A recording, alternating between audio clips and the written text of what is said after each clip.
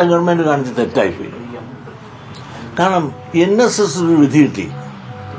ആ NSS വിധി കിട്ടിയെങ്കിൽ ആ NSS കോടതി കിട്ടിയ വിധി അതനുസരിച്ച് ബാക്കിയുള്ളവർക്ക് എന്തുകൊണ്ട് കൊടുത്തില്ല? അത് ബാക്കിയുള്ളവർ ചോദിക്കുന്നത് ശരിയല്ലേ? ഇപ്പോൾ എല്ലാ ബിഷപ്പുമാരും കൂടെ ഒന്നിച്ച് കൂടിയപ്പോഴത്തേക്ക് മൂക്കിന് മാവരച്ച പോലെ ഇപ്പോൾ കൊടുക്കാൻ സമ്മതിച്ചില്ലേ? ഇതിനൊക്കെ നല്ല നേരത്തെ അങ്ങോട്ട് കൊടുത്താൽ പോരായിരുന്നോ? നമ്മൾ ആ കാര്യത്തിൽ ഗവൺമെൻറ്റിൻ്റെ നിലപാട് ശരിയായില്ല. അവർ നീതിക്ക് വേണ്ടി NSS കേസ് കൊടുത്തു. ആ പറഞ്ഞത് നീതി വേണം, കോടതി വിധത്താണ്. ഭിന്നശേഷിക്കാരുണ്ടെങ്കിൽ അവരുടെ നിയമനത്തിൻ്റെ പോസ്റ്റ് ഇട്ടിട്ട് നിങ്ങൾ നിയമിച്ചോ അവർക്ക് അപ്രൂവൽ കൊടുക്കണം. അത് ന്യായമായ ഉത്തരവല്ലേ സുപ്രീം കോടതി. ആ നടപ്പിലാക്കാൻ ഈ ഗവൺമെൻറ് ഇന്ന് മാത്രം എന്തിനാണ് നാറാൻ പോയത്?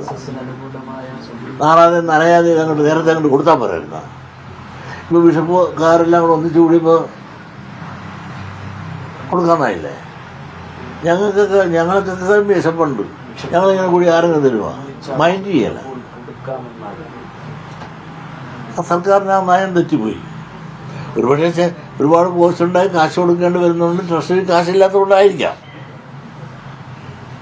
സർക്കാർ അതിലൊന്നും മടിച്ചു നിന്ന ഒരു അബദ്ധമായിരുന്നു. തീർച്ചയായിട്ടും ചേർത്ത് മടിച്ച് നിൽക്കാൻ പറയും. NSS കൊടുത്തപ്പോൾ ബാക്കി മാനേജ്മെൻറ്റ് നിൽക്കുന്നില്ലേ? NSSനെയൊക്കെ എത്രയോ എണ്ണം സ്ഥാപനങ്ങൾ, ഏതാണ്ട് 7,900 മറ്റുണ്ട് കൃത്യം മാനേജ്മെൻറ്റ്.